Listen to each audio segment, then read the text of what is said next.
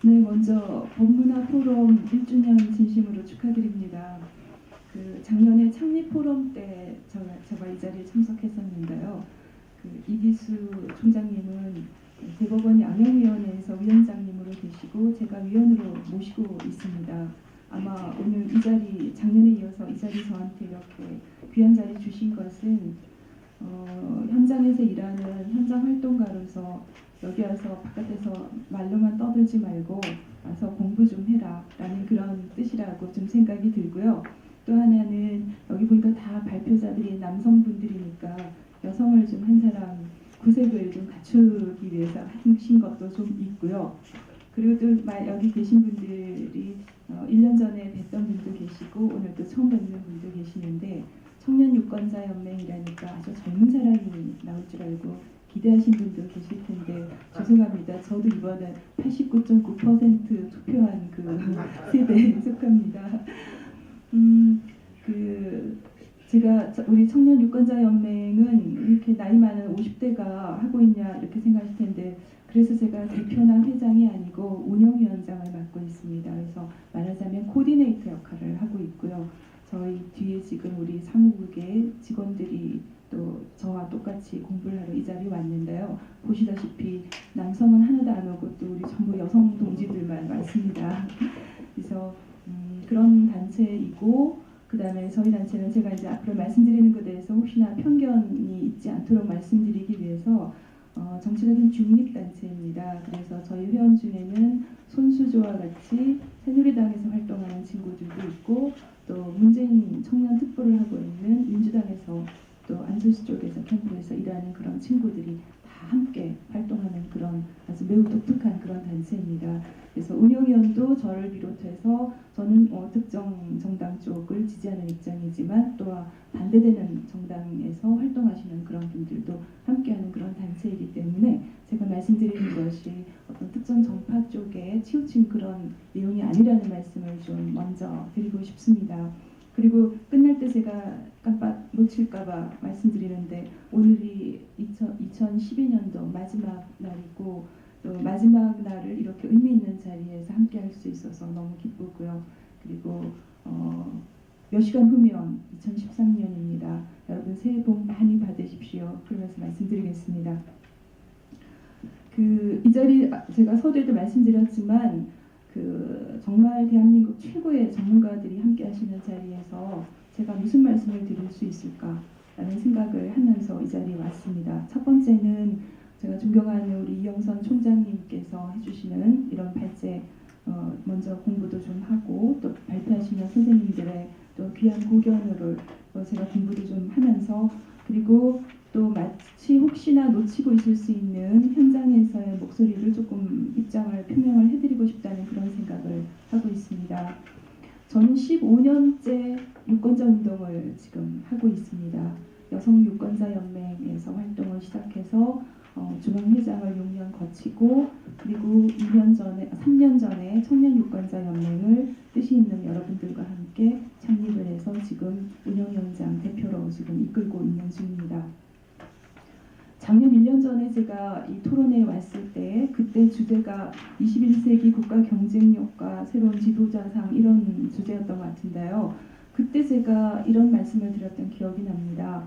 지금 이미 새로운 시대가 도래했다 라고 말씀을 드렸고 이 시대에 적합한 지도자상으로 여성성의 리더십을 갖춘 지도자일 수밖에 없을 것이라는 말씀을 드리면서 제가 예를 드는 과정 속에 안철수 교수 얘기도 제가 했던 기억이 납니다. 여성성 리더십을 갖춘 남성 중에 그런 말씀을 드렸는데 1년 만에 정말 여성 대통령이 당선이 됐고요.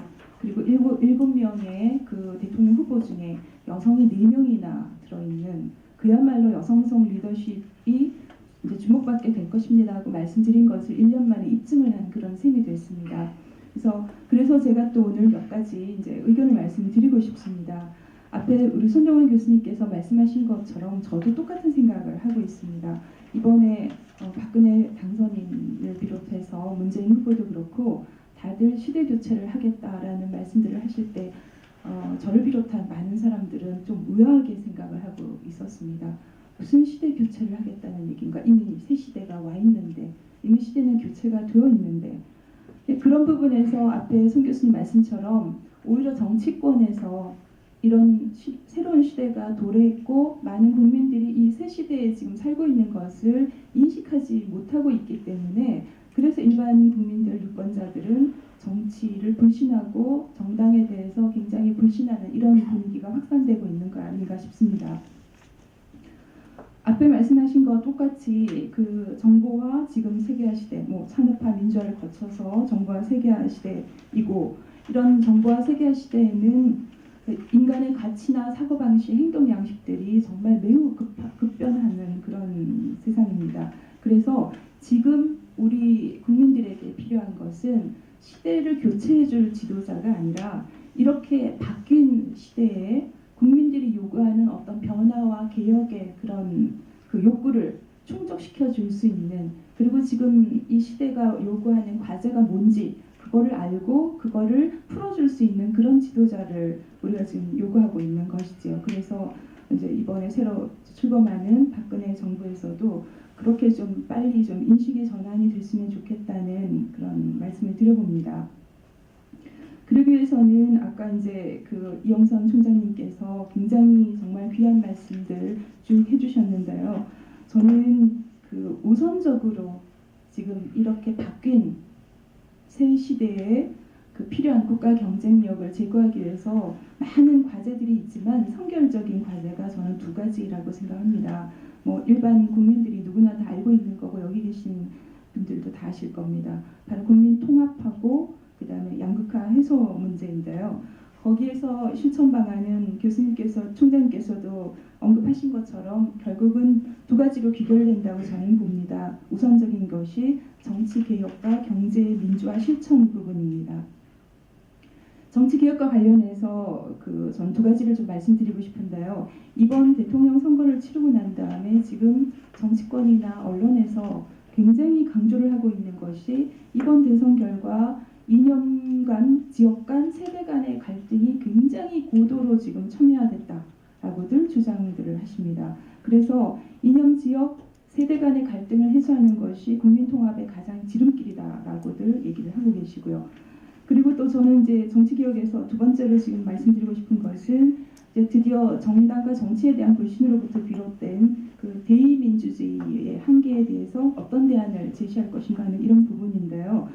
먼저 갈등 부분에 대해서 좀 말씀을 드리고 싶습니다. 정말로 이념, 지역, 세대 갈등이 엄청나게 커진 것인가 하는 부분에 대해서는 저는 조금 의견을 다르게 생각합니다.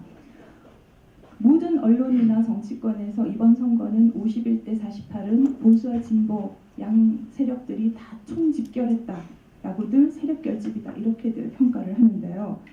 정말 이번에 민주당을 찍은 2030 세대들이 진보적인 어떤 이념을 가지고 문재인을 투표했느냐, 아니면 50대 60대가 전부 보수적인 이념을 가지고 박근혜를 투표했느냐라고 본다면 꼭 그렇지 않다는 겁니다. 오히려 이번 선거는 정책적인 차별성이 별로 없었기 때문에 후보 효과라는 부분에서 문재인보다는 박근혜가 훨씬 더 15년 동안 정치를 해왔고 리더십을 구축해온 부분들이 국민들 눈에 훨씬 더 돋보였기 때문에 후보 효과라는 부분이 또 있었고요. 또 하나는 그래도 그 두 후보가 내놓은 정책이나 비전이 미래 가치에 어떤 것이 더 좀 가까운가, 그리고 우리들 삶에 어떤 게 더 좀 유익한가 하는 부분을 따져서 투표를 한 결과가 아닌가 싶습니다. 그래서 이걸 계속해서 이념 대결로, 이념 갈등으로만 보기 시작한다면 여론조사 결과가 앞으로 계속 실패할 확률이 높고요. 또 그런 구도로 만약에 정치권에서 계속 본다면 앞으로 선거를 치를 때마다 실패할 확률도 저는 좀 높다고 그렇게 생각을 합니다. 왜냐하면 말씀드린 것처럼 저희가 50대인데요. 50대는 10년 전에 40대였습니다. 그때 노무현 정권을 출범시키는데 지대한 역할을 했던 세력이 40대입니다. 근데 그 40대가 10년 만에 갑자기 보수화돼서 보수 이념으로 바뀌어서 박근혜에게 투표한 것이 아니라는 거죠.